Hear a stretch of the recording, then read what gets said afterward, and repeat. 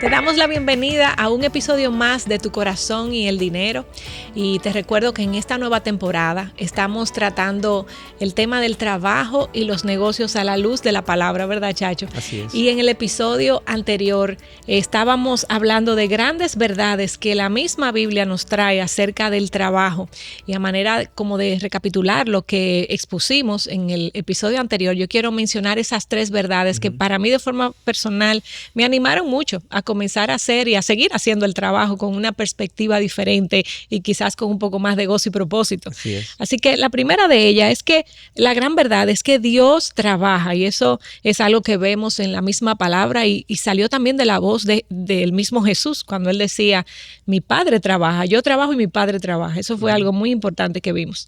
La segunda verdad acerca del trabajo, y que lo vemos en el relato de la misma creación en el Génesis, es que nuestro trabajo tiene un efecto gratificante porque lo tuvo para Dios. Y lo veíamos cuando él decía, cada vez que terminaba de crear algo: fue bueno, y es bueno, y es bueno en gran medida, así terminó. Así es. Y la tercera verdad que vimos acerca del trabajo es que el trabajo, aunque no lo creamos, es y fue parte del paraíso. Así que Dios lo creó junto cuando creó todas las bellezas del paraíso. Así es. Lo que uno piensa de cualquier cosa en la vida determina cómo uno se relaciona con eso. Así es. Y estas ideas y verdades acerca de la labor diaria, del trabajo, como le llamemos, la faena, sin duda tienen un efecto en nosotros y nos disponen a hacer el trabajo con una mucho mejor actitud y más apegada a lo que la palabra de Dios espera de nosotros como trabajadores que somos. Todos somos trabajadores, podemos ser grandes empresarios, pero al final estamos haciendo una labor, un trabajo, y la idea es que nos acerquemos a ese ideal de Dios, de hacer el trabajo con empeño, con esmero, con excelencia. Y los que tenemos una relación con Cristo, pues hacerlo para su gloria, de una forma que les refleje. Y continuando precisamente en estas verdades, veamos una cuarta. La idea es eso, ver un par de verdades más en el día de hoy. Y la cuarta verdad que quería traer a la consideración de nuestra audiencia es el hecho de que el trabajo no es una acción o una labor arbitraria que a mí se me ocurre hacer, sino que el trabajo bíblicamente se entiende como un llamado. O sea, Dios nos ha llamado a trabajar en sentido general y de manera específica a hacer la labor que yo hago. Había una palabra que se usaba mucho en el pasado que es la palabra vocación. Hoy en día se usa muy poco, sobre todo hoy se distingue lo que es la vocación del trabajo, porque mucha gente piensa que el trabajo es lo que yo hago para yo sostenerme y la vocación es lo que a mí realmente me gusta. Lo que me gusta, sí. En realidad, en su acepción inicial, el trabajo ha de ser tu vocación, porque vocación significa en latín llamado. Y Dios nos ha llamado a hacer algo en la creación, en su universo, por así decirlo, que es parte de su voluntad. Entonces, puede ser que a mí no me guste mi llamado en un momento dado, o que el llamado que yo estoy haciendo y la vocación que estoy haciendo me resulte pesada por las condiciones caídas y pecaminosas en las que me desenvuelvo. Sí. Pero en realidad es algo que Dios me ha puesto a hacer.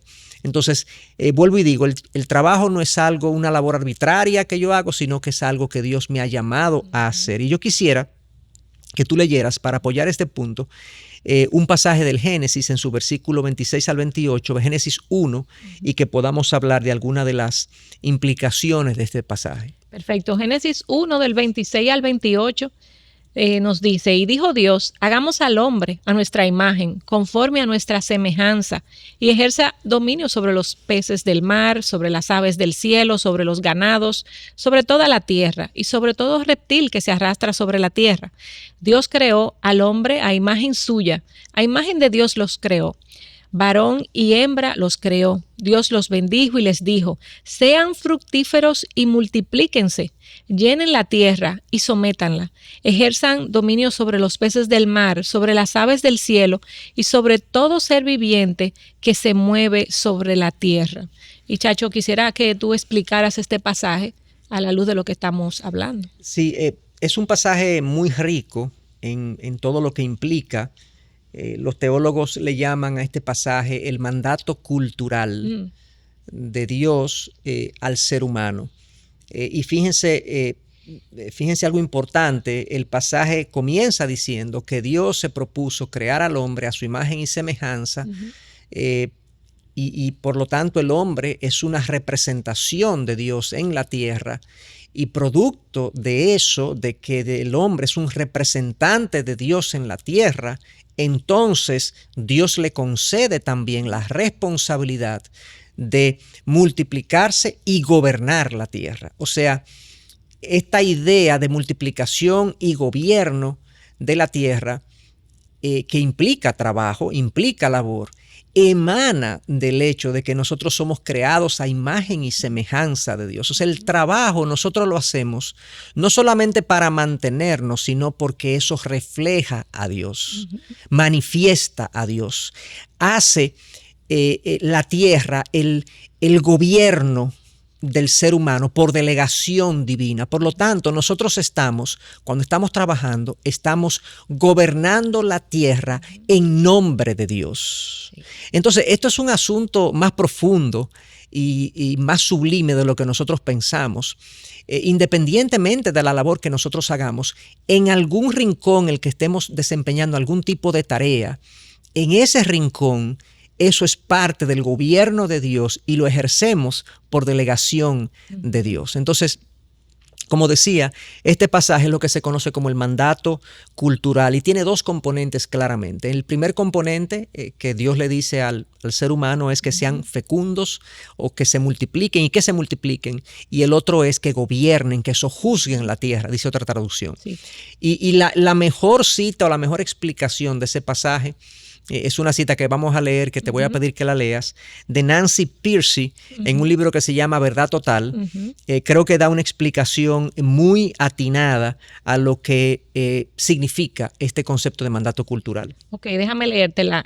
Nancy dice lo siguiente: en Génesis, Dios da lo que podríamos llamar la primera descripción del trabajo. Fructificad y multiplicaos, llenad la tierra y sojuzgadla. La primera frase, fructificad y multiplicaos, significa desarrollar el mundo social, edificar familias, iglesias, escuelas, ciudades, gobiernos, leyes. La segunda frase, sometan la tierra o sojuzgarla, significa aprovechar el mundo natural, plantar, cultivos, construir puentes, diseñar computadoras, componer música. Este pasaje a veces se llama el mandato cultural porque nos dice que nuestro propósito original era crear culturas, construir civilizaciones, nada menos. Increíble, o sea, nunca había visto ese pasaje con Así esa es. Perspectiva. Es un alcance mucho más amplio, mucho más lejana de lo que mucha gente se imagina. O sea, este pasaje no es simplemente tengan hijos y planten cultivos. No, este pasaje significa ustedes, seres humanos, como mis representantes, están llamados a multiplicarse y a crear ustedes el ambiente para ustedes florecer. Esa es la idea de ese pasaje. Entonces, multiplíquense de manera diversa y vayan allá donde la tierra les ofrece todos sus recursos y gobiernen la tierra para beneficio de la raza humana. En representación mía, yo les ordeno esto, yo les delego esto. Es un pasaje hermoso, yo diría, con una gran responsabilidad y que le da a la labor diaria una connotación que muchas veces nosotros no le damos. Y yo quisiera entonces abundar un poco acerca de algunas implicaciones que este pasaje tiene. Lo primero es muy evidente, lo hemos venido diciendo. Dios crea al hombre a imagen y semejanza de él y le dice, multiplícate, gobierna la tierra. Le dice, te quiero trabajando, te quiero laborando, te quiero siendo productivo. El trabajo es para el hombre lo que el agua es para el pez. Es el ambiente en el que el hombre debe desenvolverse. Es el agua en el que nosotros nos movemos y nos transportamos. Es su hábitat. Por eso es que la Biblia condena la pereza. El libro de Proverbios considera la pereza como un pecado. Y de hecho, Pablo le dice a sus discípulos en una de sus cartas, específicamente en Tesalonicenses, que el que no quiere trabajar, que tampoco coma. No coma. Así es. Y llega a indicar que el que no trabaja y provee para los suyos es peor que un incrédulo. O sea, es un acto de impiedad, es un acto de necedad. La persona que no quiere trabajar. Obviamente hay personas que por condiciones mentales o físicas no pueden trabajar en un momento dado, pero Pablo se está refiriendo al que no tiene la voluntad de hacerlo, pudiendo hacerlo. Tú sabes, Chacho, que muchas personas trabajan y trabajan arduamente pensando en un retiro, pensando en que llegue el momento a una temprana edad incluso de no tener que hacer nada. Y este versículo es muy confrontador porque esa no es la idea original de Dios. Dios no quiere productivos hasta el último minuto. Así es.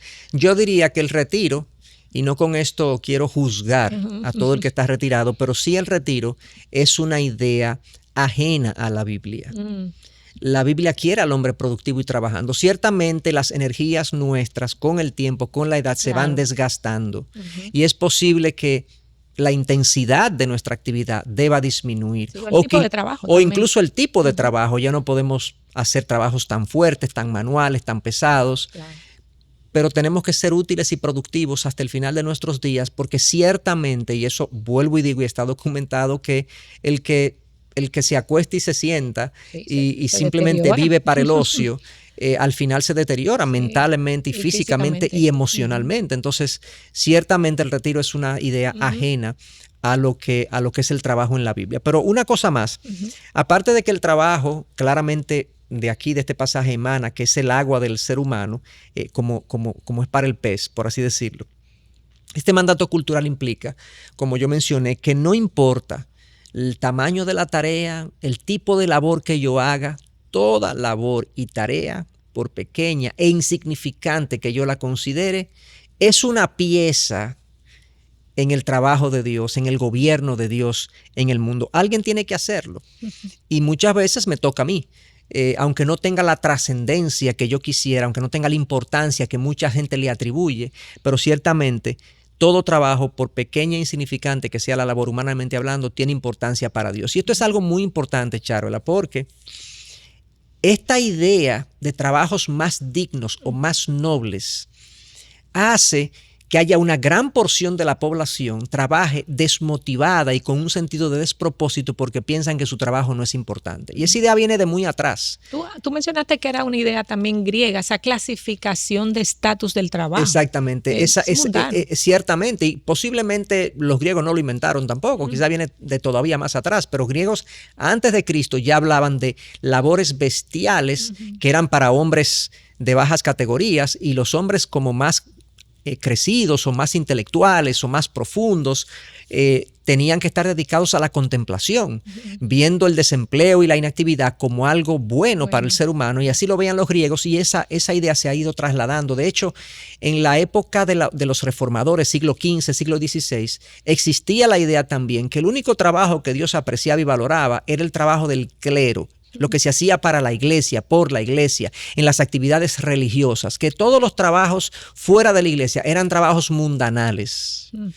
Eran trabajos que no eran importantes para Dios, que eran cosas que había que hacer, pero que no eran importantes para Dios.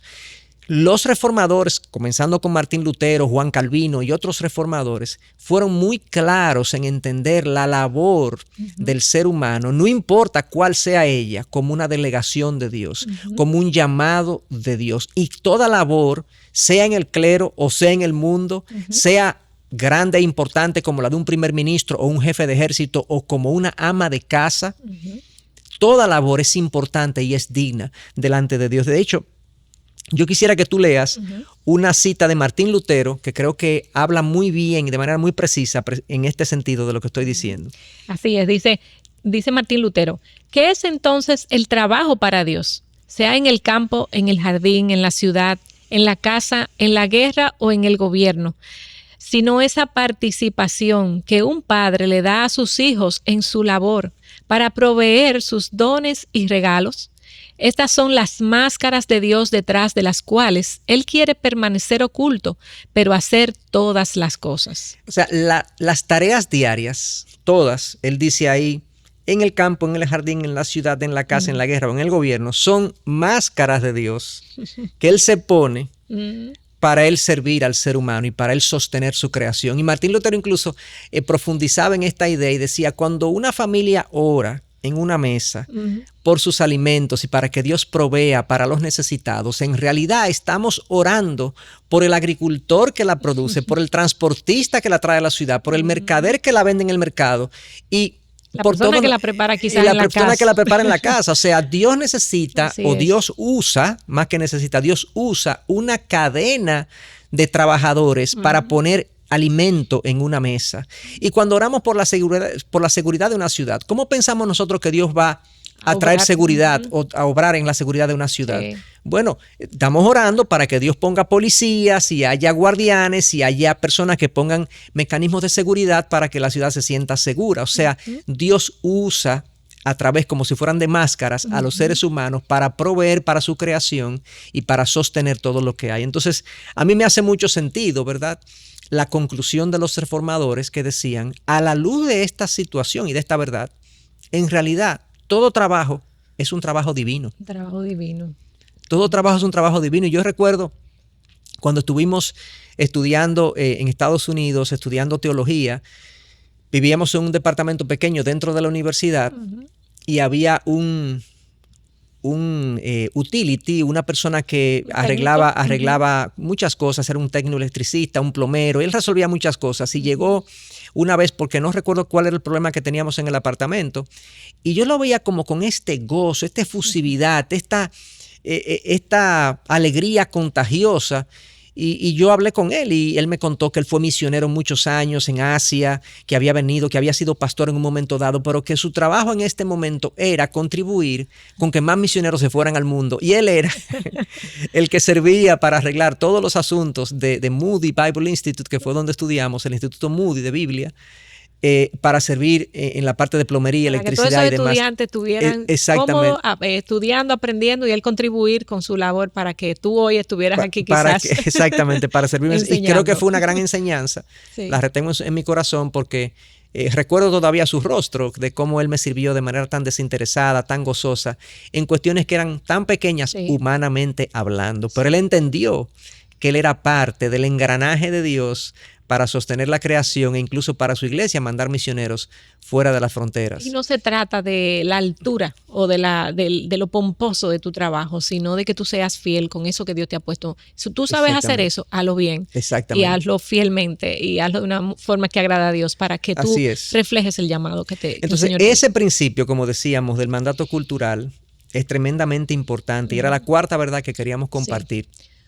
Hay una quinta verdad que quisiera compartir, que no es tan estimulante, yo diría, pero es que hay que saberla, no es tan estimulante como la que hemos compartido. Y es que en el mismo libro del Génesis, luego de que leemos todo esto y vemos todas estas verdades plasmadas ahí, también se nos dice que el pecado, a partir de Génesis 3, el pecado cuando se introdujo en el mundo por medio del pecado de la primera pareja de Adán y Eva, también trajo como consecuencia que el trabajo ya no era lo mismo. Y yo quisiera que tú leas Génesis 3, del versículo 17 al 19, donde se nos cuenta, o más bien Dios dice, cuál fue la consecuencia que sobre el trabajo él puso. Así es. En Génesis 3, 17 al 19 dice, y al hombre le dijo, dado que hiciste caso a tu esposa y comiste del fruto del árbol del que te ordené que no comieras, la tierra es maldita por tu culpa. Toda tu vida lucharás para poder vivir de ella. Te producirá espinos y cardos, aunque comerás de sus granos. Con el sudor de tu frente obtendrás alimento para comer hasta que vuelvas a la tierra de la que fuiste formado, pues fuiste hecho del polvo y al polvo volverás. Ahí vemos entonces lo trabajoso del trabajo. Así es, se convirtió en algo complicado. Sí. No era el trabajo antes del pecado, era una labor que generaba gozo, entusiasmo, gratificación permanente, se sentía con propósito, no había dificultad, no había incumplimientos, no había tardanza, no había mediocridad en lo absoluto. El enfoque era la gloria de Dios y por así decirlo, que el hombre se sintiera útil representando a Dios frente a la creación, frente a lo creado. Pero la realidad es que el trabajo se hizo trabajoso, como tú dijiste, porque el pecado lo dañó todo. Así y entonces este pasaje, fíjate que tiene varias palabras difíciles y duras, y es importante que nosotros sepamos leer entre líneas en la Biblia y ver las palabras que aquí se usan. Se habla de que la tierra es maldita. O sea, la tierra es un lugar maldito por Dios. La tierra no funciona como debería funcionar. En sentido general, la creación, hay plagas, hay tanto para los animales como para la vegetación, hay enfermedades, hay desastres naturales, nada funciona como debería funcionar, hay heladas y hay sequías, todo eso es parte de la maldición de Dios, y sigue diciendo que toda tu vida lucharás, o sea, el trabajo va a ser ahora una lucha, espinos y cardos, va a ser como que te hiere. Te hiere, exactamente, sí. te hace un hueco, te duele. Te duele. Dice que con el sudor de tu frente, o sea, va a ser algo que complica, que es complicado. No quiere decir que no debamos hacerlo también, claro, pero esta es la realidad del pecado caído. Y eso implica entonces que el cristiano, si bien tenemos esta perspectiva de que el trabajo, Dios trabaja, el trabajo debería ser gratificante, de que es un llamado de Dios al que yo me debo entregar con esmero, yo no ignoro y no debemos ignorar también que en el mundo laboral y en los negocios nos vamos a encontrar con situaciones que no nos gustan, que son pesadas, que son frustrantes, que tenemos que pensar y discernir cómo actuar frente a estas situaciones difíciles. Y como dicen, guerra avisada no mata soldado, la Biblia nos advierte que va a ser así, para que cuando venga y nos ocurran estas cosas, no nos sorprendamos. Aún en medio de todo eso, Dios trabaja en nuestras vidas. Dios forma nuestro carácter y nos ayuda también a nosotros a enfrentar esas situaciones de tal manera que le traigamos gloria a Él y que nosotros también seamos parte de los instrumentos de reparar o arreglar esas situaciones que el pecado ha traído. Pero esa es la realidad. Entonces, ninguno de nosotros aunque seamos cristianos e hijos de Dios, vamos a estar ajenos a estas situaciones y debemos prepararnos para ella. Y esa es la quinta verdad que queríamos compartir, porque es una nota de realismo en este relato. Así es. Y qué bueno, Chacho, saber eso, que Dios nos coloca ahí con un propósito y mirar eso como la actividad de Dios de transformación en nosotros, en nuestro carácter, algo que también hace ver las situaciones difíciles dentro del trabajo como algo glorioso. Dios está formando en mí paciencia con esta persona que me puso al lado, o con este trabajo tan difícil. Dios está formando en mí liderazgo, etcétera. Así que gloria a Dios por eso, hasta por las cosas difíciles. Así es. Y Chacho, ¿cuál sería ya la última por este episodio de esas verdades que pudiéramos compartir? Sí, hay una sexta que emana precisamente del capítulo 3 del Génesis y a partir de la última verdad que acabamos de compartir, de que el trabajo es difícil producto del pecado, y es que así como el pecado lo dañó todo, incluyendo el trabajo, así mismo, de la misma manera, el Evangelio de Cristo es la esperanza para la restauración de todas las cosas, incluyendo el trabajo. Amén. Eso lo vemos en Génesis 15. En Génesis 15, y no vamos a entrar en el detalle de Génesis 15, pero Dios le dice a la mujer y al hombre que Él traerá un descendiente de la mujer que restaurará todas las cosas. Génesis 3:15. Y restaurará también este trabajo caído, este trabajo trabajoso, esta maldición de la tierra será removida cuando la obra de Cristo logre ya su victoria final. Ya se produjo la obra de Cristo cuando Él vino hace 2000 años y murió por nosotros en la cruz y venció, dice la Biblia, en la cruz a los poderes de las tinieblas. Y ya tenemos la victoria, pero no se ha completado, no ha regresado, por así decirlo, el ejército a casa todavía. Y estamos todavía por ver la obra completada, o más que la obra completada, la victoria completada. Entonces, en ese sentido,